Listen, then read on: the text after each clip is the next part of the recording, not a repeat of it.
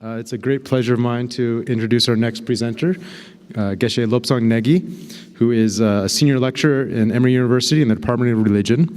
He also serves as the director of the Emory-Tibet Partnership, a multidimensional initiative founded in 1998 to bring together the foremost contributions of the Western scholastic traditions and the Tibetan Buddhist sciences of mind and healing. In this capacity, he also serves as the co-director of the Emory-Tibet Science Initiative and the Emory Collaborative for Contemplative Studies. Dr. Negi is a former monk. He received his Geshe Lompa degree in 1994 and also completed a PhD at Emory University in 1999. So let's please welcome Geshe Lobsang Negi.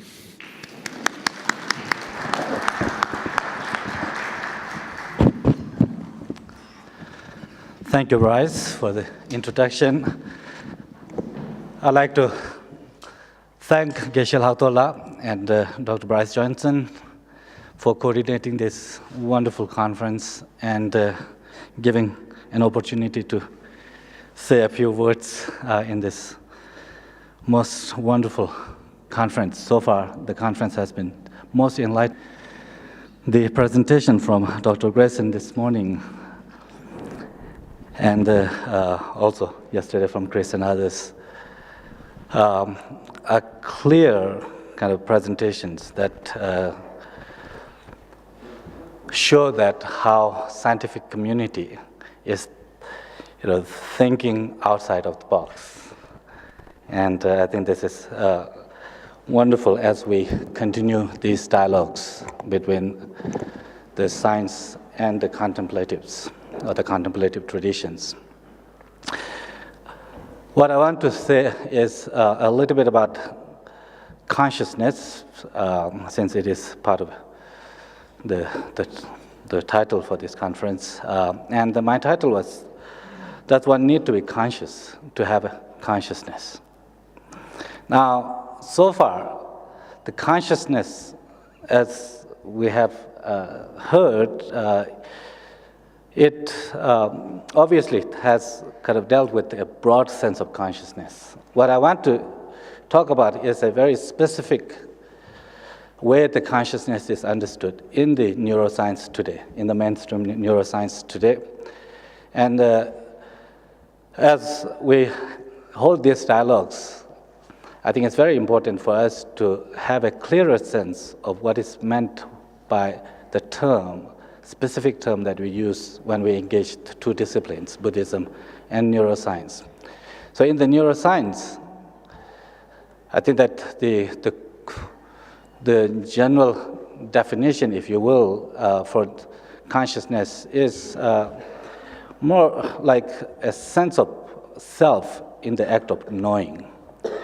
So it's not a general mind or the namshe, for example, in Tibetan, which refers to vijnana in Sanskrit, which is basically referred to a primary state of mind, as the definition for mental, as Ken Rinpoche yesterday provided, that it is something that is luminous and knowing. In other words, the mind in general, and that includes all the cognitive and the affective or the emotional states, it's characterized as having its nature as clear or luminous, as it reflects the objects that it engages with. But its function is cognizance, or to know, to engage.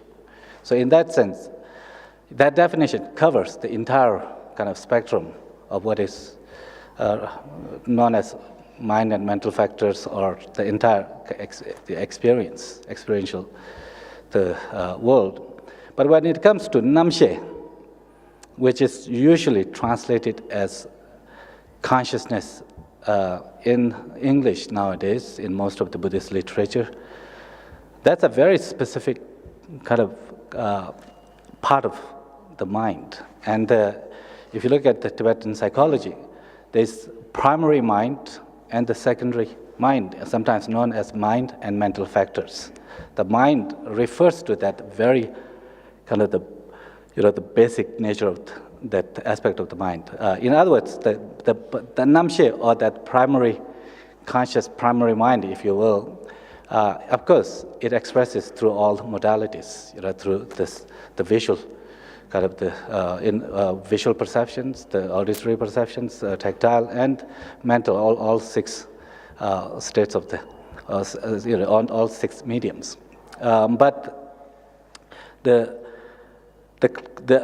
distinction is that namshe is that primary state of the mind, and in other words, the vijnana, or the namshe, which is translated as the consciousness in the Buddhist world, its primary function is to simply to engage the object as a whole, and the secondary mental states, otherwise known as mental factors, are about specifics that relates to specific aspects of the object, or function. So in that sense, they are in a way kind of completely interwoven. In fact, they are of one entity, but they are different from their functional, or from the kind of functional perspective. So I think that is important. Now, engaging in this kind of dialogues, I think it's also important for us to keep in mind that the modern science and the Buddhist tradition, they do come from very different basic paradigms. The fundamental paradigms are completely different when it comes to the nature of the mind, or the life, if you will.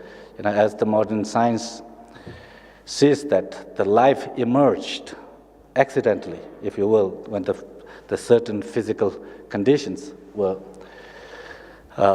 sufficient to give rise to such life, and which supports a certain kind of entity that registers information, and that's the way that the mainstream science looks at the kind of origins, if you will, of the mind, at least on this earth, mind as we know. Buddhism, on the other hand, as the Venerable Khyentse yesterday pointed out, that the mind is not an emergent property of the certain physical entities, but rather mind requires a mind that precedes a certain instance of the mind as its substantial cause. So, this idea, or this understanding of how mind comes to being is dependent on two-pronged, or the two aspects of its conditions, or the causes.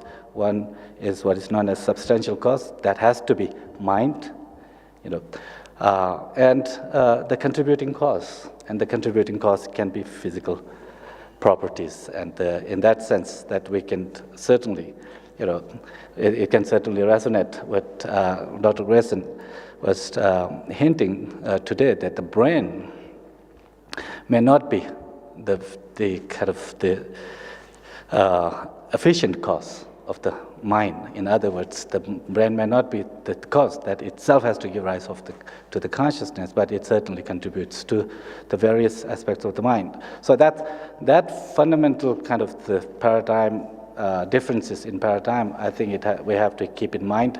But that difference need not hinder us in coming together and addressing exploring the different aspects of the mind and functions of the mind, so that we can utilize different states of the mind in enriching of our life, whether personal health or the communal or the social well-being. So that's one thing that we have to keep in mind. Now, with such fundamental kind of the paradigms of the origins of the mind, I like to use kind of the mind in the broader sense. because the consciousness, again, because when we talk about the consciousness, from the neuroscientific perspective, it's a very, very specific state of the mind that's apparently, according to the mainstream neuroscience, has evolved quite recently in the evolution, because it has to have a sense of self and sense of knowing. So how do we understand this consciousness, that from the neuroscientific perspective? Obviously, that we can one way we can neuroscience looks at its evolutionary kind of origins, but also it also looks at how to explanatory kind of the way to explain what the nature of the consciousness is. So as it is known that in the neuroscientific field that there are two problems, the hard problem and the easy problem. The easy problem, as they say, which is still a daunting task, but the easy problem, according to neuroscientists, about understanding consciousness has to do with understanding the very specific neural kind of activities of the neural circuits, neural anatomy, neural function, and the specific way that how the neural correlates produce consciousness. And that's one way to look at is that sort of the hardwire that apparently produces consciousness. That, from neuroscientific point of view, is considered somewhat easier. That tremendous advances have been made, but still a long way to go to understand. But the real hard problem of explaining consciousness has to do with this qualia. That has the qualia has this sense of knowing. That if I'm looking at this bottle, you could have the most kind of the sophisticated computer with a camera that takes the images of the computer and analyzes everything, that what it is made of and everything about the physical nature of this water bottle and the water molecules and everything. But still, such a computer would not have a sense of existing. The computer doesn't know that it exists, or it is perceiving it or analyzing it. The special edition of the Time magazine, the latest Time magazine, has this kind of one of the main articles on consciousness, and it comes with that the best computer in the world can analyze a tremendous amount of data, but it would not know that it exists, but we do. So the hardcore problem has to do with how we explain this knowing as we are engaged in act of knowing, and that part is what the neuroscientists themselves have until apparently very recently kind of stayed away, because it's something that it's very hard to study. And among others, one of the scientists that I have read, Antonio Damasio, is really one of the two actually I know. The other is Joseph Ledoux. Both of them have attempted to give a very kind of detailed explanation of how the consciousness that came to being, or how to understand that. So in the Damasio's model, it presents that in the evolutionary sense, from the singlest organism, like even unicell, with one cell organism that has no nervous system to speak. There is no nervous system in this, but nonetheless is equipped with certain devices to detect or register information, and thus to approach the information that would maximize its survival, and to retrieve from the information that will minimize its survival. That kind of the function is there. Even the most kind of basic organism. What it tells is that organisms are most importantly about survival. So the neuroscientific explanation is that as organisms become more complex, then the more complex behavior, more complex mental activities developed, and then finally, as you can see in this tree of life, when then you have this brainstem and what may be called the limbic system, the nuclei in the brain, like the thalamus and the amygdala and so forth and so on, and then you have the more evolved cortex, like the frontal cortex and so forth and so on. The mental activities become more complex. So somewhere there, that according to Damasio, it has to do with the emotions also, because it's about survival. Emotions are understood some kind of signals that our organism is able to produce in the presence of certain stimuli, that have to do with the regulation of the system in order to protect oneself. So there, that he talks about like that.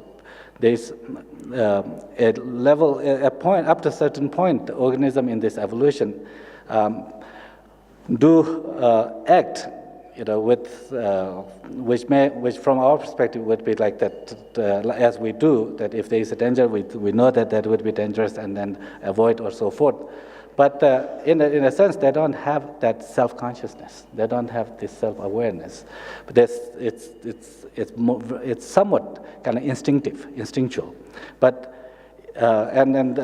he calls that there is some kind of self, proto-self, but there is no awareness of the self. And then eventually, as emotions are registered in higher brains, then they are what he calls, they are feelings. And the feelings, then when we becomes first aware of the feelings, are about the changes in the internal milieu, or the internal kind of the organs and the internal biochemical profile and so forth. Then there is a sense that these changes are the emotions that one is feeling are about the changes in one's system, and therefore there is a sense of kind of the self, what he calls the core self, that emerges a sense of core self. And then as it evolves, there is more complex nature of the self, what he calls the autobiographical self. So that is what in the neuroscience, when you talk about the consciousness, Buddhism does not see it that way.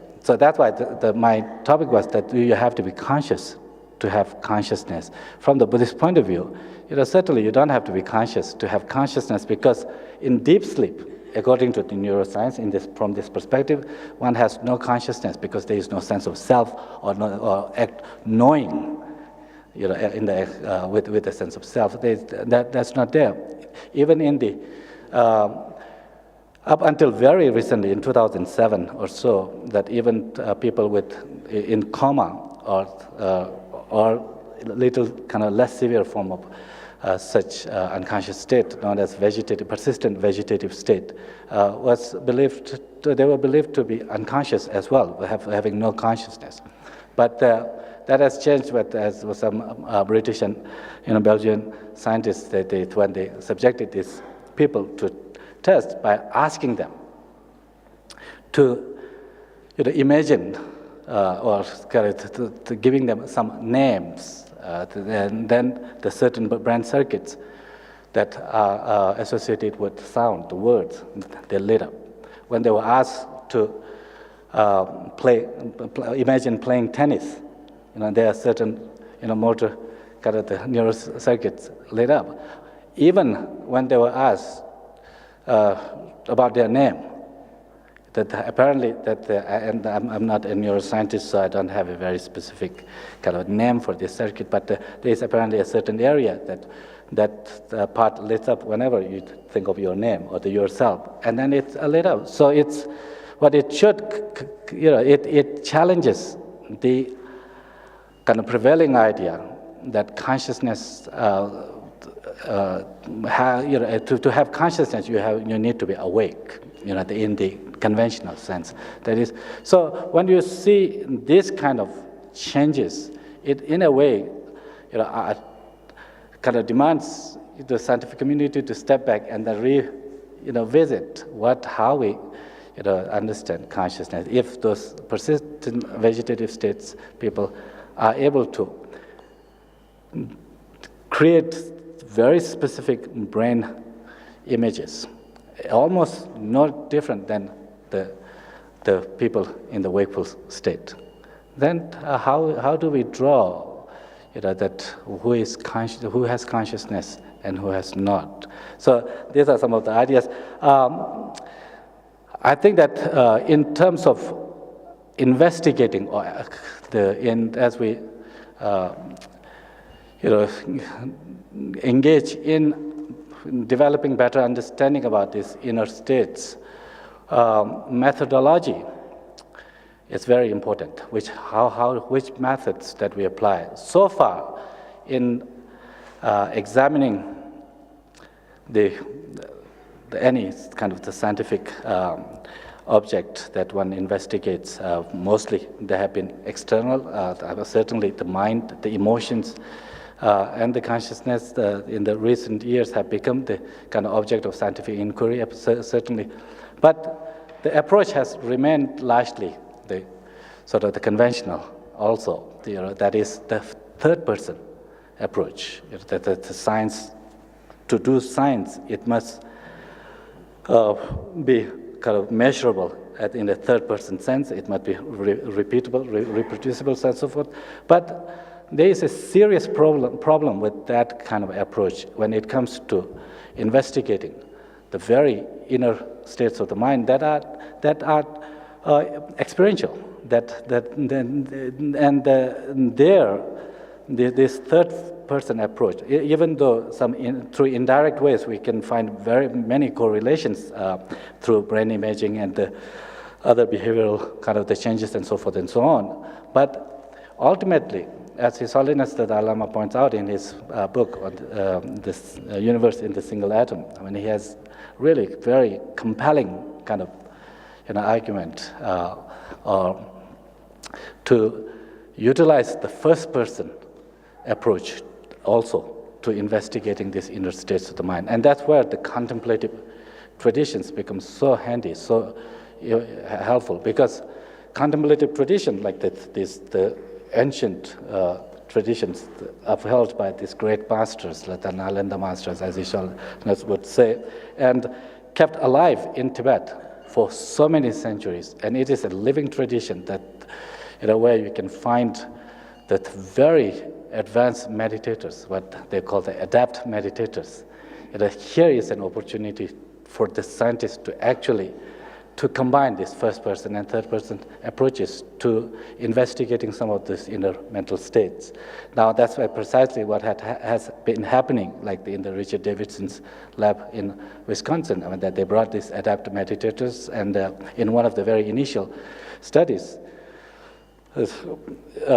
to examine the very specific mental states, like just attention, for example, compassion, something they call the open space and so forth, and devotion and so forth, to see if a subject, if a person, subjectively or deliberately can generate certain states. And then that can be measured through the third person approach, through these brain imaging scanners. And if it is done repeatedly, then you can say that the subjective experience of the meditator is valid. Otherwise, the introspectionism, there's the way or reason that they failed is that the introspectionism was considered somewhat unreliable way to learn about what's going on inside, because each individual had different version of kind of accounts. But if something can be done reliably, which Matthew Ricard, a French Buddhist monk, I'm sure that all of you know, that he was subjected to this test for 11 times with 1-minute intervals to do one thing first, to create this attention part, the mindfulness or attention part, and relax, and then do again, and relax for a minute, and again. And when you see the kind of chart, the chart that produced, it's like the high rise, like the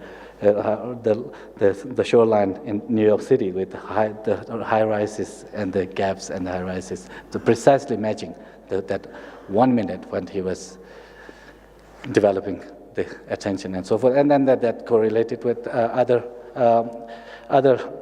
kind of the mental states, whether it's devotion or compassion and so forth. So that's this kind of collaborative work and the evidence. It gives a tremendous kind of hope and source of optimism for us to in the future to develop better understanding about these mental states. Now, with regard to what these changes that we can bring in our mental or the emotional inner states mean in terms of our health and well-being and the social kind of the well-being. Just to give you one example, because there are hundreds of studies now conducted on meditation, like the mindfulness and its impact on depression or the changes in well, even with the psoriasis, some kind of stress-related skin disease, that in the speed of recovery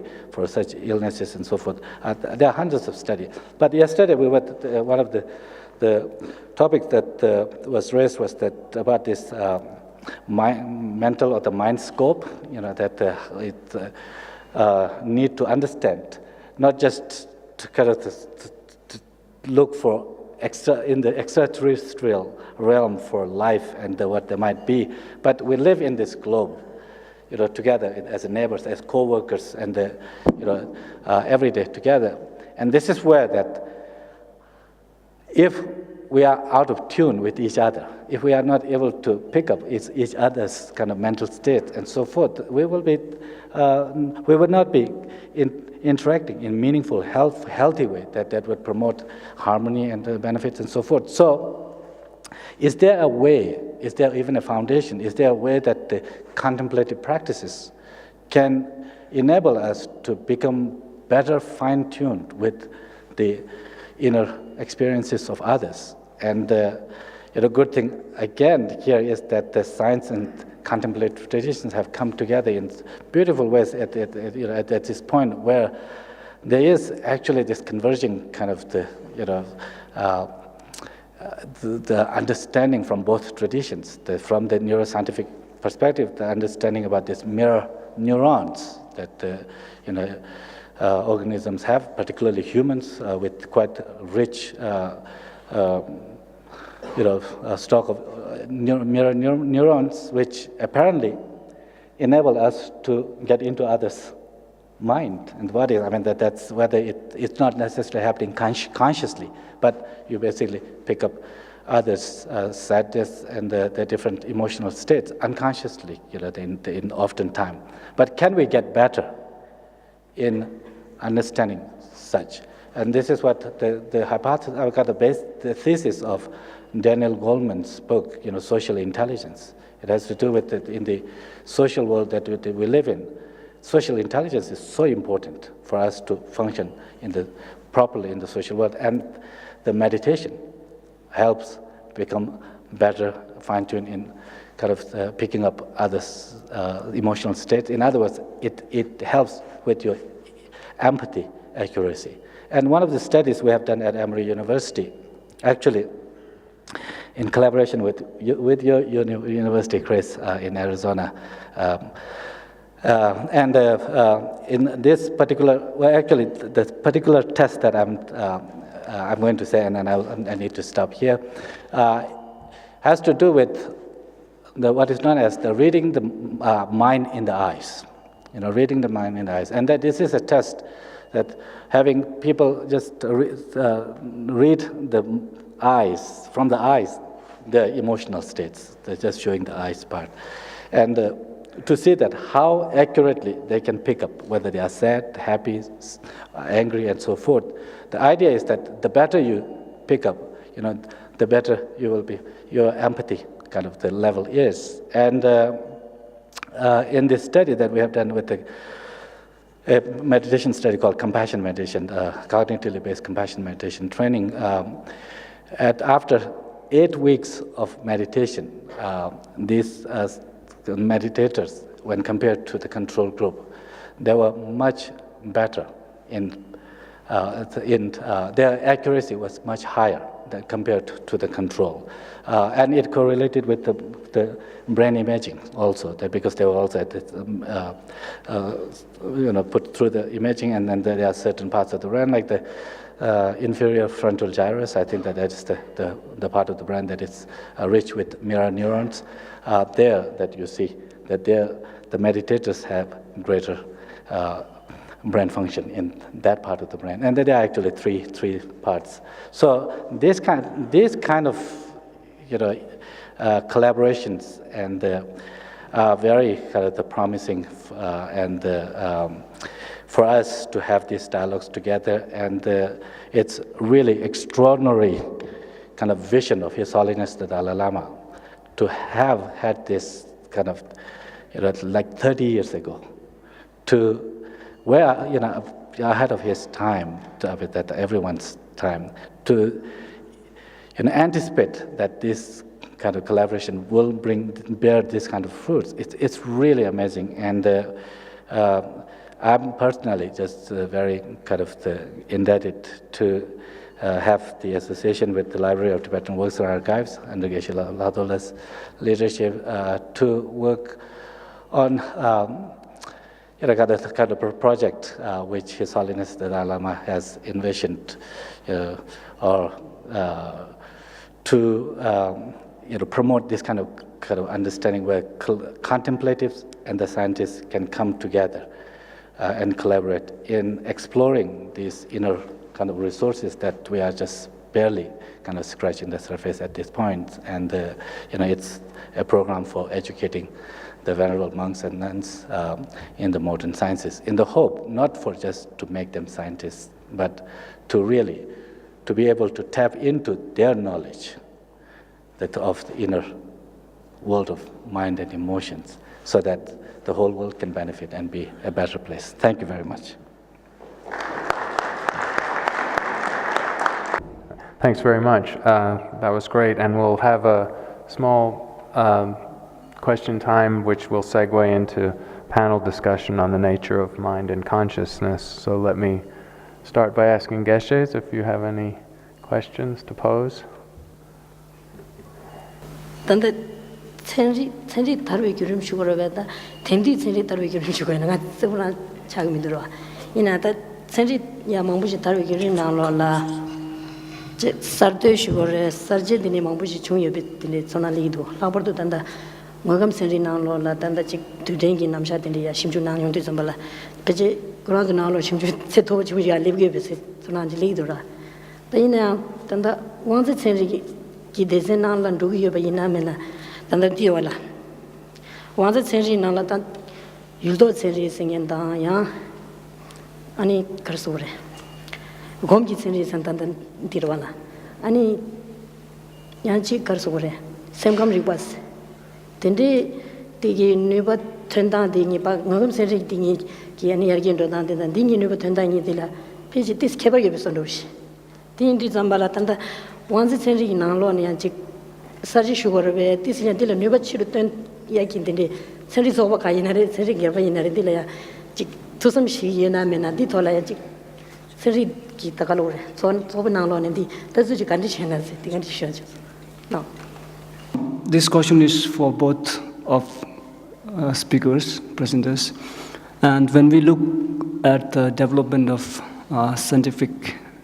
history of scientific developments, there are many stages of developments, and especially in quantum, especially in physics, we have made a lot of progresses, and we have detailed in very subtle details about the particle physics, and we have made a lot of achievements in this field.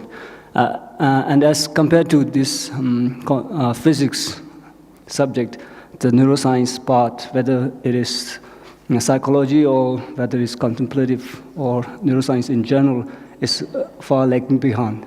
So what could be the major reasons for this kind of differences in terms of development, and how you see it? Yeah, I'd like to hear both of you answer this.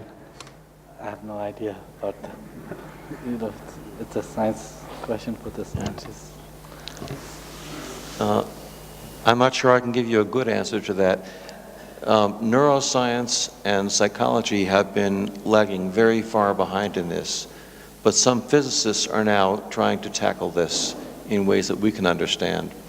For the first century of quantum physics, they talked about consciousness being an elementary construct in the universe that has some causal effect on the physical world, but they never went into detail about that because they're physicists and they don't deal with things like that.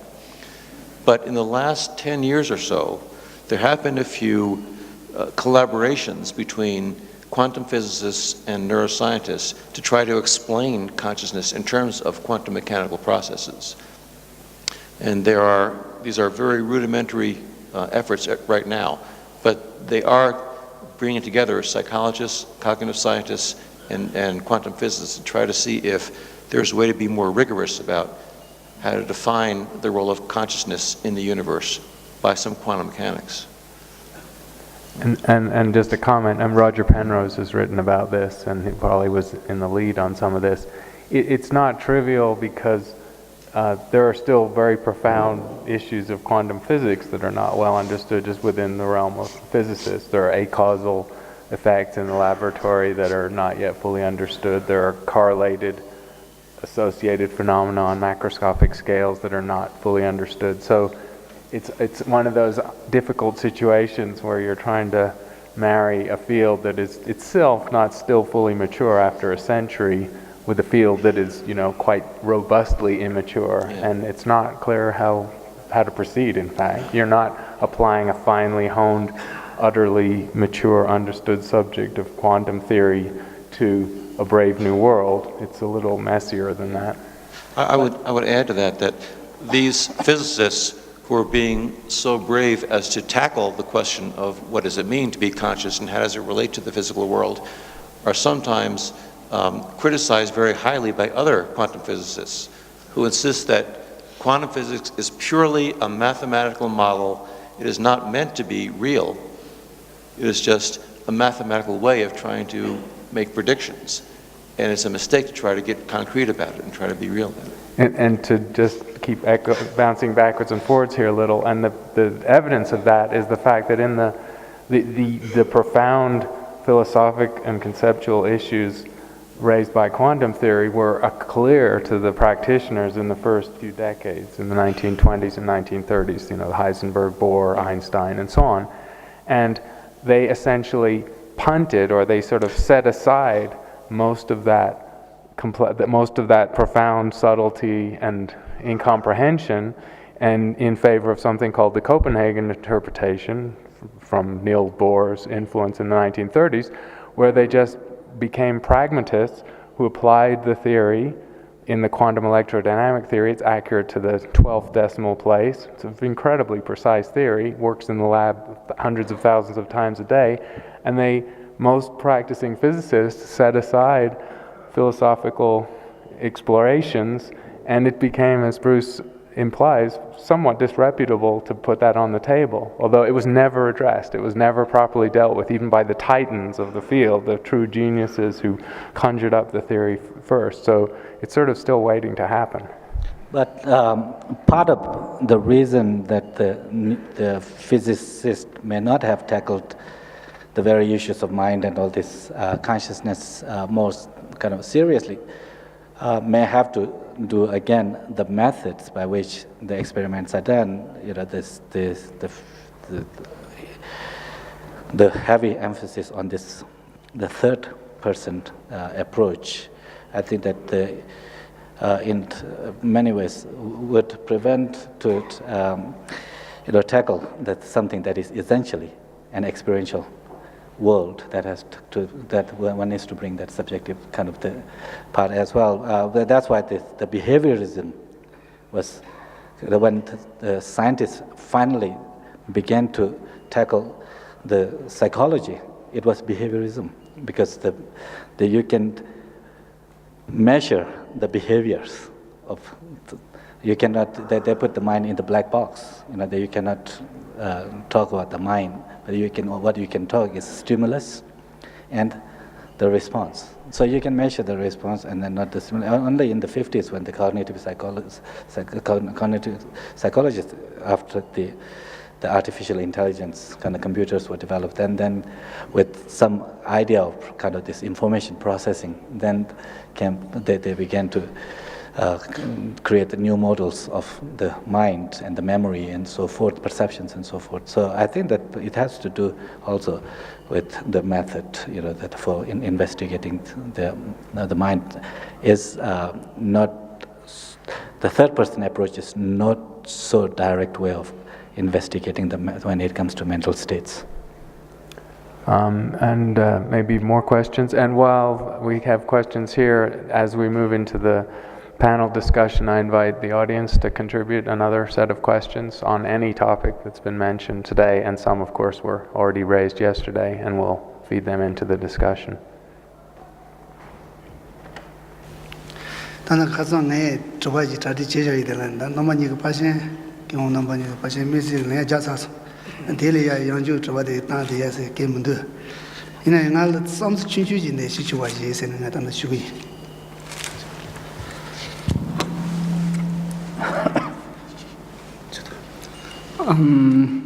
When I came here, I have a question in my mind, but the presenters, they already had given answer to this question, so I don't have a question, but I would like to say a little bit of my idea related with the presentation.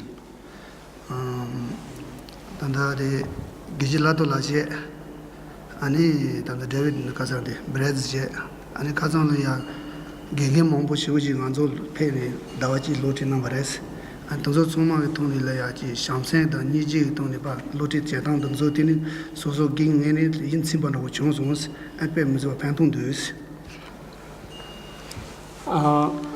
Under the leadership of Geshe and Dr. Bryce Johnson, for the past 1 month, we were taught science, and I'm very much satisfied with the lessons that we have been through, and I'm thankful to them. Kazan Kamin Namada, 3 Kamin Namache, and Mamata Kaminoya, Kangadilia, Panse, Tendi, Tuni, and Drogoyajida, Katadome, so does. So, as far as my understanding is concerned, the topics that we have covered yesterday and that we have so far covered this morning, and the topics that may come tomorrow or the afternoon, I think that these all topics are interrelated. Narangi Nyanyo Tony, and Jishubina, Naran Jiduka Jajaloni, Javale, Luni Tazun, really a Pamadazo, Kamatubaje, and Jerumbush Royes, and some only a Pamadazo party, Tank de Zambala, and Yoni Yanti, 10 David Zambalaya, and Yige, and Lange, and Netsujin Jobush enjoying this. And then this is one tongue that somebody Netsu Mambu Chile, Devache, Chigi, as I rest on such news, you would use. Around you so thin raw, that Jachin low Mambu Chilia, you would do some use. Around something, and you know. So I came to India in 1988. And for the past many years, I live in India and I'm staying away from my parents. And whenever I remember my parents and miss my hometown, I try to contact them with different ways of communication. And this one. That means she has him this and TJ is, and Momba is a monthly in the deal in Yamji and the Bayes.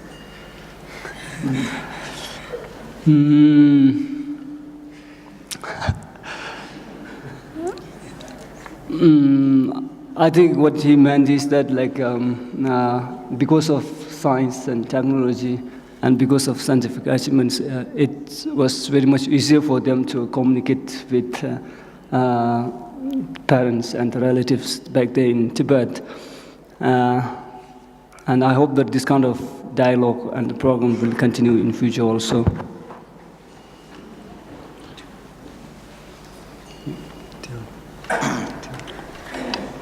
초단의 고관은 뭐 도체 이 주어디 기실로스 틴즐런 슈이 제장과 단다디 기실라기 단다 담시 시라기디 사보다 딘나수 도체 슈이 다디나로 닝가란수다 삼주로 지기나 하다디 조 셰바당 셰베 니 셰바 여버 둡지 콜 다 주시 딘데 없으시 디나로 니 주드인 임부로 베나단다 다른 쇼게 경화단다 the Bruce Gerson la Korangi taji kewangachi korne sungde taji shebe namsha mangush teshikyon truburi taganashi ani kishilos tinzla ne taganashi ginasu tiindi samadang anzu tobaji khari yungudu shuna bena kishila kirang oso page Emory University na lo churigin jiglobens na ne shugyo ba inza tanganzu nangbada chiribas mogoche tadrugi gebjon yebe bena sheba kelembe chojigdang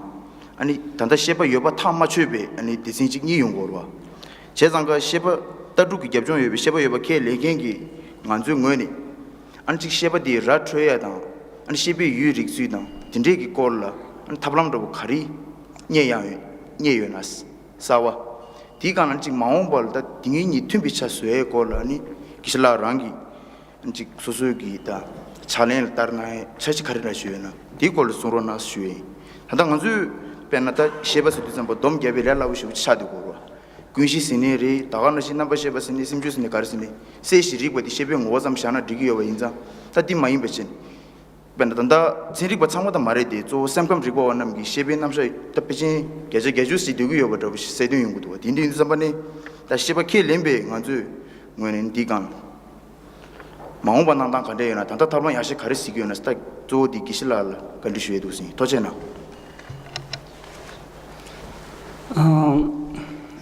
Thank you for the opportunity, and my question goes to Geshe Lobsang. Since you are working at Emory University as a Buddhist professor, and normally when we talk about the consciousness, or the theory of consciousness, there are some section of people who have a philosophical background about what is consciousness and who believe in the existence of consciousness are separate from the brain. And there are a section of people, I think mainly scientists, who don't believe in reincarnation and consciousness as what we believe. And so when us, from our side, when we believe, those who believe in the consciousness and the idea of reincarnation and rebirth, when we try to engage with those non-believers about, and what kind of methods that you found so prevailing to engage with those people. And for us, when we talk about the consciousness and nature of consciousness, it is easy to say something that is clear in nature and knowing by function. But when you engage with someone who has a completely different view or the definition of consciousness, so it's a different thing. So what you have found in the past, the methods that to deal with non-believers, and what plans you have in the future to have dialogue with other people.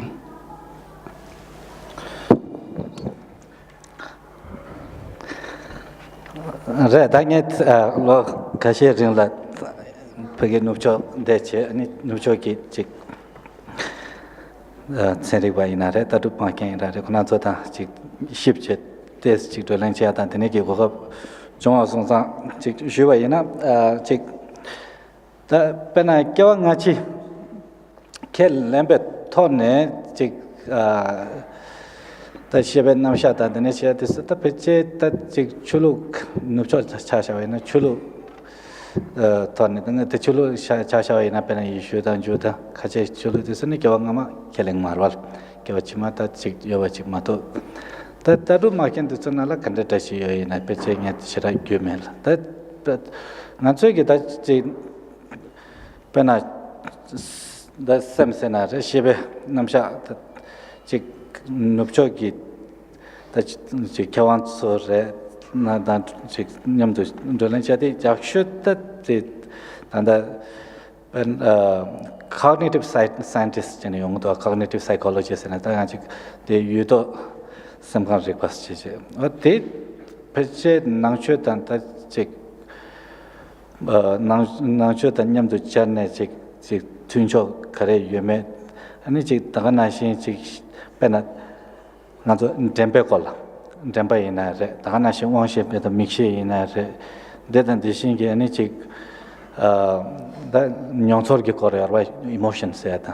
Or the naked that consequent pet ships away Shuche, Tachi Cheche, Digi Tota, Candestu Yungu me. The second language Yabashigo art, the patient number of king art. Negi Penepa, some Senriba Kunato, Nyamdu Chich, Lopti Chet, and then Kokoy and Tamba. They set on a timber chose over that chick. They told the pencil Nika local land, Nigatola Anchi Pentoche, the go up to the Mambuchi Yungu. That's the Nanshu on a petche, the government check is Yamatachi can naya. Chick, the petche cognitive. And the science center, cognitive psychology, the Udo-centrics in that some kind of question. I did page that kind of Udo-centric, but to get says, but Shebe Chawa and the Chugim, and so get, I think, was Jampa in a red, and then at the Shingan, Jaming Jet and the so-called Leon, the Honsuki, the Hanashing and Suki, Yilacheva, that penny, Yijeta, the Negi called Ships of Chichi. They told us now to turn the country like local Mambuchi Shasara some. And so turn the Chashavina, Ajik station river she was in the Sata, and it and but the Nico to tipping over the Nichik Mejeper. The Patanechik to the Nechik, it's Senisha, some Maimba, Ajik Penawanse Tony, Jik Devakawacha. And it wanted to create Gyonshaw and temper the Sunyamsha and the women. Did all the Shira local language and some shit. I was just saying that over the few years that I've been in the West, have had opportunity to interact with some of these, the scientists and scholars that come from the Western traditions. Certainly, when it comes to the topic of mind and the mental realm,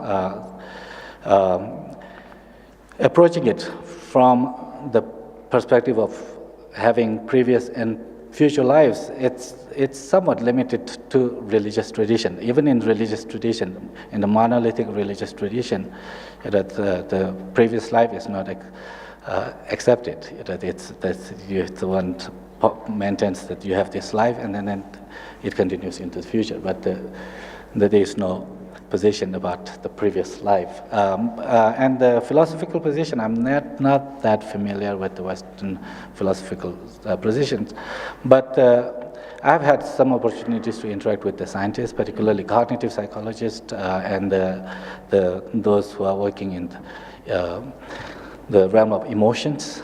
And there that I find that Buddhism and the cognitive science has a lot to learn from each other and complement each other, particularly the mental states like the memory, how the memory is formed, how it is understood, same thing with the perceptions, the emotions, even the emotional states like compassion and so forth, there is the empathy and so forth, attention. There is a growing understanding, not just theories, but kind of the experimental based understanding about these various mental functions and states, and that's why that Buddhism certainly has a lot to say. But for Buddhists, what we can learn from the scientists is those kind of physical or the physical elements that are involved in the making of or in producing these mental states and so forth. Certainly for the Buddhist, there is a lot to offer in terms of how to cultivate, how to enhance those mental states. So it's a very kind of the rich field for interaction between science and the Buddhism. I'll go to a question from the audience, a very good one. Why do we see very few women discussing consciousness here, or in general, I would say, when we know it is they who bring new life into the world? Their experience of forging a new life within may give us answers to where consciousness comes from. I don't know who wants to take that. Yeah, I think that we definitely should have more women participating in these dialogues, definitely. I think that there's no question about the role of women. They certainly clearly they are more empathetic. That studies show that women have greater empathy as opposed to men, and in all kind of realms of our discussions, I think that we definitely should have more women participation in the future. And I'll be more specific and say that I think that is an action item for us in organizing any future dialogues. But in general, we see some dichotomy, maybe that's too strong a word, between Eastern and Western views or approaches, methodological approaches, philosophy, conceptual approaches, and I don't believe in strong cleaving between genders in general, but there are definitely illuminations that would come from having a balanced perspective. So we'll definitely take that. That's very good advice. Let me just add one bit to that.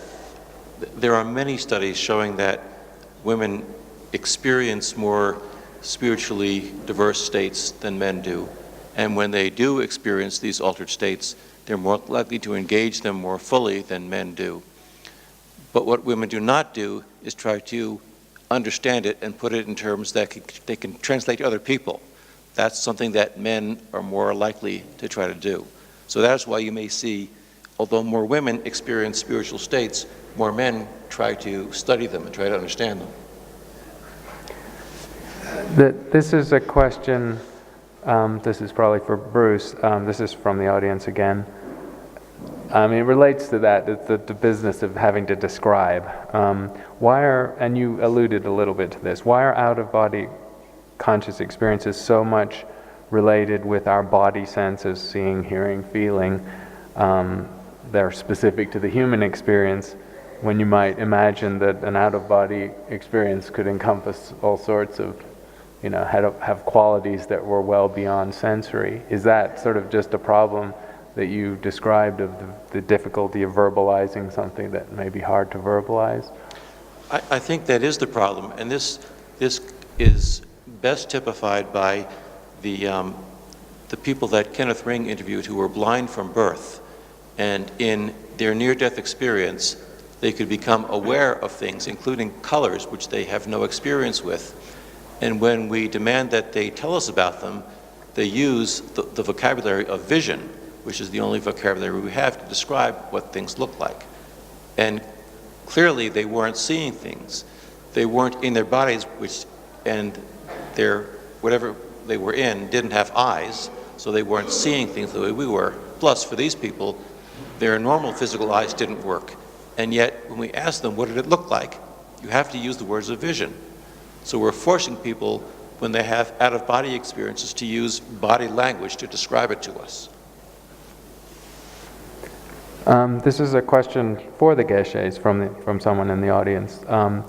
Whether Buddhism has a way of talking about some of the anecdotal, some of the evidence that Bruce was talking about. For example, a situation where the person who died, the reincarnation was 6 months old when the next person was born, so overlapping lives, if you like, or the experience of meeting with relatives who are unknown to the person.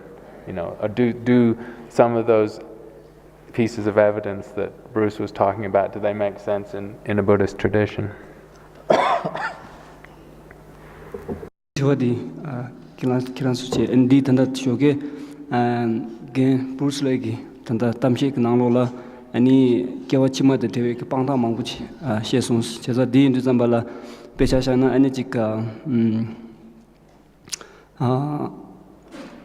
kewa kare kewa le de che tigana shi ani shisimbe ke ani mitinde ta tuye ke nawa ke esto tinde do ani tedan sungbe ke ani ke je shedan yamena nizu dinde ani nangchuk ton shigre nalol shigre weslash to제나 조시디 하고시라도 페나 다른 쪽에 Dr. the Bruce Lag 다 비제 가서 그래다 라트베 딘데 다지 파르다 딘데 망고 스테나서 딘데 잠바니 디게디 상만에 카지 나랑기 님마 고용교 딘데 레샤 이니 디게디 낭추 근원에 다가나신기 경랑기 송분하시 다지 안수마사나 개왕아치 로에디 켈렘바지레 디 나로니 개왕아치 로단디 남시기 남시 참자니 로에 송디 고레 딘디 잠바네 페나 딘데기 니주 더보 딘데 남기네 다지 요요보다 신에 나라라 게르기 돈이 슈베냐 베제 미디 개원님마레 디디네 치마레 니치장이 디도스 뇽고도스 단디네 라트로버딘데 카이슈에메 이네 낭베 출루기 나로네 안지 남시기 년삼 자단디 다른 계란기 송분하시 치말라 페나 답페나 아주 세부체니 슈기나 주궁은지 낭당기 코르기다 로나조르와 딩원이 슈기나 페나다 경구름시다고 주궁은지 낭당디 안지 군딩꾸 공메 안지 갈수고레 남규 차세 나디에기 장외라서버 디게다 시라게 라과레 딘데기 응원에 니지 군딩 양시 중마다부터다 kushuni tune ni nganzu masam digeti ngota choto yonghe dagana shingi mchik kundi ku kome thugi mi ngo chemba digeti rangshingi yongde eta tinde rabo nga tanda nganzu gi thuzu la pesun yaksho rabo tinde rabo sri chidane de na shingi ani pe tubi ku chunju tinde yangsi tinde mangbogi mchik khashegi nyima gi sosogi desa tene dagana chi sosogi nyenze tene tirish mangbochi yongde gore digeti shadan sebu shirare di indu zambani nangshu gi ngone ani chi kharsu gore 딜레 로스 다우지 시우딘데 간저 가랑 수수기 냠뇽 돈데 가이 슈에 메데 이니 니 키랑기 파르리 다 다가나신기 템베기 뇽웨기 돈에 딜리딘데 용구 두스웨 기승바나시 안중고니 여여바시 남균기 니주시 스티믹스 세우스카 요마스 딜레세로 스탄고 에스카 요마스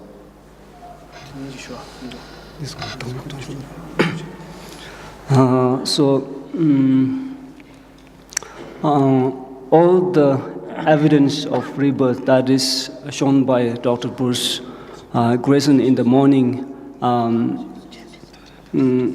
Many of them are personally known to me, like I know about this kind of research and these incidents. Even though I don't know it at first hand, but this kind of like birthmarks and this evidence are very much common in our tradition because we believe in reincarnation and we believe in life after death. And when we talk about the life after death and reincarnation, we believe that our mind, a stream of mind, from the one life goes to the next, and through that way, the reincarnation takes place. And I can't say that like I have a direct experience of how reincarnation happens, but the best example that we can see in our society or we can give you from our society is like recognition of these high lamas or the high Buddhist spiritual leaders like His Holiness Dalai Lama, and we try to find the process of finding reincarnations of these spiritual leaders. We show like ordinary objects like that belongs to the past life, and there are many cases the present reincarnated Lama, he can recognize those objects. And that's this kind of like things are very much common in our tradition and our belief. Negi Geshe Shusamsura. Chida de Geshe oda be muche sunsa sura ani mise shues ke mede. The sosong when the day ajik tonga da the hago gi the nyamyo de ke mede da jik khodola penang ras nala chasha na nyima nala anila devo jo ta tan thong sa yo marwa. Khura nyama da jik rabjong gi tomba lensa do di da lama ku khungwa ji kundu ne tomba ya shu. An Khurang gi da lama di Khurang me da rabjong tombe shu ka bla da ming la lobsang de wa lan du sta ya ro. Chista lama Khurang gongwa zo che ani yangsi di da dus pe che ani yangsi di do pin da nima che anila Khurang dus che ga pin sung gu dong la. So che ani bet teng tang go je zong bola mu che na de ku khongwa yangsi di da dus pa ge le shu sung bola lamsang dus anila ya je wa da lamsang lobsang de wa kha du le we la ni dus ta Khurang ku khome gi ma chi ming nang sa shu di ani bet ya shungye me mo Khurang gi ma dus song wa gi din de da ya Shimba Koyachila, Ngashimba Mizanji Nala, at the Migamba Tronchi, the Digi Matongoni, Kurangi, the Udowichi Kalorda, Mizandi, that the Pumujil Deche, Dusto Udo Yorajuma, that they could Shesola Crons, Nala, Pushimba, Chunjuki, Kedusamba, the Depeje, Anidi, Taji, Gawa, and Mozid Kalana, and Jimabu, the Lord Nisum, the Kedeshe, Nimang Yedesh, you the Kawaii, and those hope the Tiwata within that those Kujuto Chung like Jixi, Tangi, Yonda, that Gawanga Chela, Nima Kosachu, Sunshu, the Jagana, the Chumadi, Yonda, the Dingaras, the Ran Kuyu, that you do with Duslan, that she had with the Nizi, Tujana. So, in addition to what my friend had said, I would like to give 2 examples about remembering past lives. I have a nun relative, and she is a nun, and so she has got a spiritual teacher, and her spiritual teacher gave her spiritual name as Yangji Dora, Lobsang Dolma. And after some time, that spiritual teacher passed away, and later on they found his reincarnation. And at first time when she came to know about her spiritual master's reincarnation, he was around 2 to 3 years old, and so that nun went to visit her spiritual master, the reincarnated young boy. And as soon as she entered the door, the small boy asked her, "Oh, Lobsang Doma, how are you doing? You know, how you came here?" So this is the Lobsang Doma name that is given by that previous Lama to her, and this is an example. And then there's also another example. I think this is also one of his relatives. There's an old man, he gave one tortoise or like jewel to a nun or something like that. And after that man passed away, and he was reborn as a small boy in their family, and later when he was old enough to speak, he recognized that tortoise that his previous life was given to this nun. And so these are kind of few examples that I am aware of, and such kind of examples are very much common in our tradition and our society. There are other ways in which a child can get information about a past life, or the theoretical ways. For example, a deceased spirit can possess a child and cohabit that body with the child's spirit, or a disembodied spirit could theoretically displace the child's spirit and take over that body. Or information about a deceased person can exist in some discarnate state, the way information from your personal computer gets loaded up into the cloud where other people can access it. And maybe the child is accessing this information. These are all theoretically possible, but none of them explains the data from these children as well as the reincarnation hypothesis does. And that doesn't explain all of it. So what we may be seeing is that these children are not all do not all have one explanation. Some may be better explained by reincarnation, some better by possession, and some better by some other means we don't know yet. Here's a question from the audience. Suppose consciousness is compared with some kind of an energy, then it can be measured if that is so. If consciousness leaves the physical body, our body should be lighter in the absence. Has this ever been attempted or measured? It just reminds me of attempts to measure the weight of a soul from fleeing a body, but you will know the research, so. Or either of you, actually. I'll say something. There actually have been some attempts to measure what departs at death, and the first one I know of was done by William McDougall at Harvard University in around 1910, and he came up with 37 grams as the answer. But various people have noted that when someone is on their deathbed, water vapor evaporates from their bodies and their breath expels, and there are various things that can account for small amounts of weight loss. And you really need to do this type of study in some type of vacuum enclosed encounter, which people don't usually die in. But the question really is, what are you measuring? And why would we assume that whatever energy the consciousness is an energy that we are able to measure? That we know of certain types of energy which don't seem to correspond to consciousness, but there are obviously energies that we're not able to measure at this point.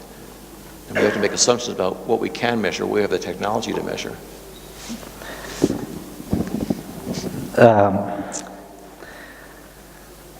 Not from the Buddhist standpoint that is commonly accepted, within all schools of Buddhism, but certainly from the Vajrayana Buddhist point of view, the consciousness is not completely kind of independent or separated from any form of energy. The coarse consciousness is certainly are correlated with the coarse energies, and even they have their biochemical kind of substrates as their substrates. But about the subtle consciousness, the most subtle consciousness, which is usually what the clear light of death is referred to as the most subtle energy mind complex. And Tibetan word is lung, which if we said that it's a kind of some kind of energy, then it certainly is an energy. But such very subtle mental state and its energy correlate, if you will, are not necessarily two distinct entities, but basically it's kind of a same entity with two expressions, the subjective and the energy nature. But such most subtle energy, I don't know if there would be a measuring device that can really measure its weight. I mean, it probably is weightless energy, but nonetheless, there are phenomena, as you all probably know, in the Tibetan Buddhist tradition, when accomplished masters, sometimes not even necessarily very accomplished masters, when they die, they enter into what is known as Tugdam. It's a kind of the heart meditation.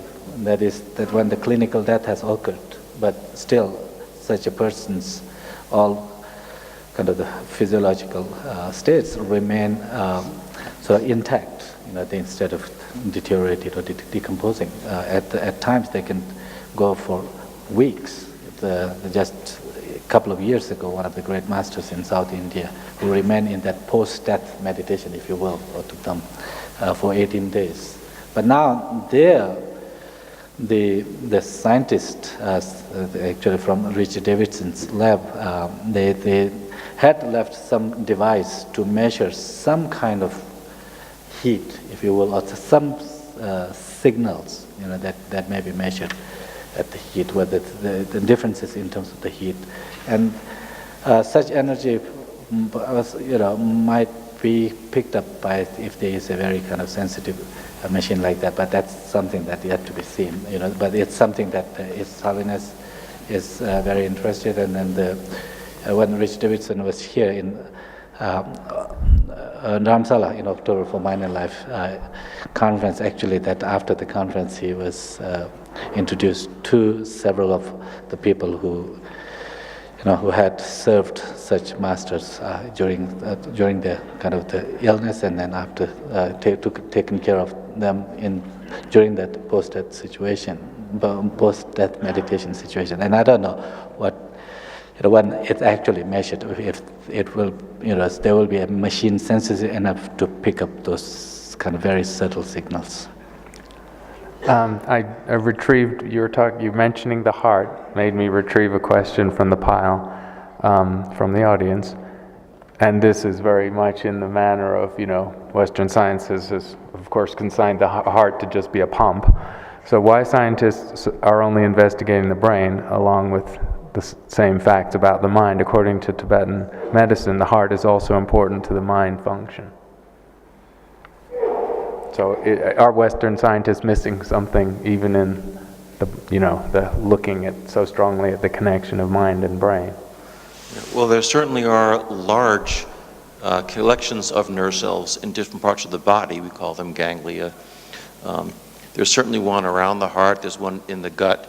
And I was thinking about the octopus neural system that you were mentioning. There are nerve ganglia, each one of the 8 tentacles that are obviously very complex and can do something. If it's not thought, at least it's a response to stimulus. So it may be that the way some people can think and feel without a brain is because the other parts of their nervous system in other parts of the body are carrying on some of these functions. We just haven't studied other parts of the body. And it may be that not only nerve cells, but other cells can carry on some of these functions. For example, the heart muscle certainly has its own electrical conduction system, which is independent of nerve cells in there. The heart muscle itself can conduct electrical signals. Maybe there's some way of communicating information through that we haven't really studied. You mentioned the octopus. Some people may know this, but the distributed brain is actually quite highly functioning. When an octopus loses an arm in an attack, that arm will continue to crawl away across the seabed and continue to make quite complex camouflage patterning for a while. So these are, I got cured after talking to a field researcher on cephalopod intelligence. I got cured of eating something that might be smarter than I am. So.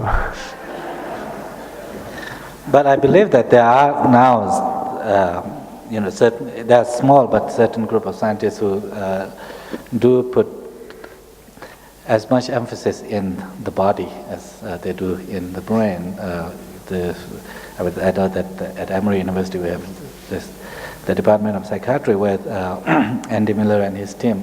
They are very much about looking into the bodily system. I don't remember the specific substance that they gave, but when they inject that into the body, that apparently then that they can see that it makes the rats smarter, learn faster. And also isn't there the understanding now that there are probably more cells in the gut than in your entire body, and then those cells in the gut are actually they may be the processing many of the this information that our brains do. So there is a small group, I think, that it is interested into the body as much as in the head. More comments or questions?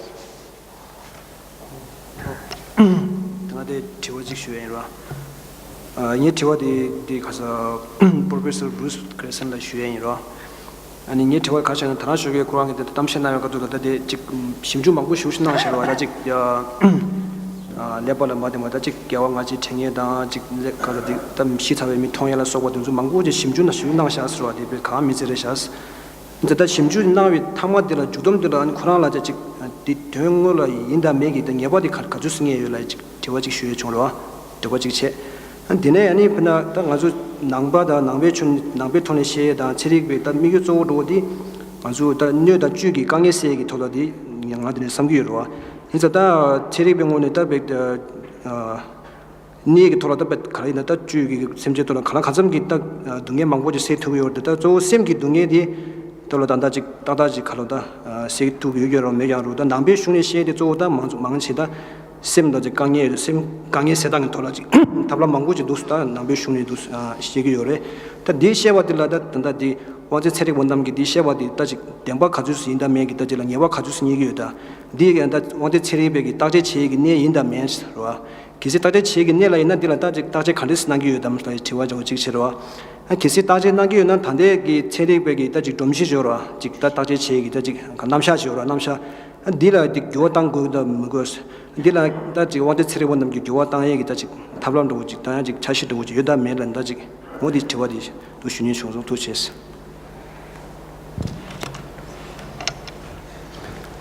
My question goes to Bruce Grayson. So you have done so many research about consciousness that is not so much related with the brain itself, and there are many evidence. You have shown many evidence of rebirth and life after death. So, how much you are convinced by this kind of evidence that there is a life after death, or the consciousness is not that much depend on the brain itself, only the brain. And from the Buddhist point of view, when we talk about the purpose of learning something or doing something, the purpose is to benefit the physical world that we live in and the living beings that in this physical world. And in Buddhist tradition, there are many techniques or methods that is meant for benefiting our mental world or meant for the happiness. And how do you rate these methods that is mentioned in the Buddhist scripture, whether they are subjectable to modern neuroscience experiments, and if the techniques that is mentioned in the Buddhist traditions are not that much experimental in the modern framework of neuroscience, what changes should be made in modern neuroscience, like experimental system, in order to include these kind of methods? I'm not sure I can remember all of those questions, so let me try. How convinced am I that there is life after death? I think that it is more likely than not. I can't put a number on it. I am raised in a Western scientific tradition where we don't ever know the answer. You just make it more or less likely. And the evidence has convinced me that it's certainly possible and probably likely that we survive death. But I can't say that I am convinced. And I think that is probably something that the Buddha would approve of, not saying you're convinced of it. In terms of the relationship between these states and improving our mental life, improving our happiness, I think the question of can consciousness exist without a brain is interesting to me intellectually, but what really attracts me to these study of near-death experiences is the way it does change people's lives, making them more compassionate, more loving, less attached. And approaching this from a Western perspective, I want to try to take apart the near-death experience and see what about that experience makes people change in those ways, and how can we replicate that. You asked about the value of the Buddhist traditions in cultivating these mind states. And I think that is a very valuable thing for Western science to start to approach. It's something that Western science hasn't done a whole lot with. And I think that's the value of Geshe Negi's program, that is making huge bridges between the Buddhist traditions and the Western science approach. Do you want to say more about that? I think that's the way that Western science needs to go.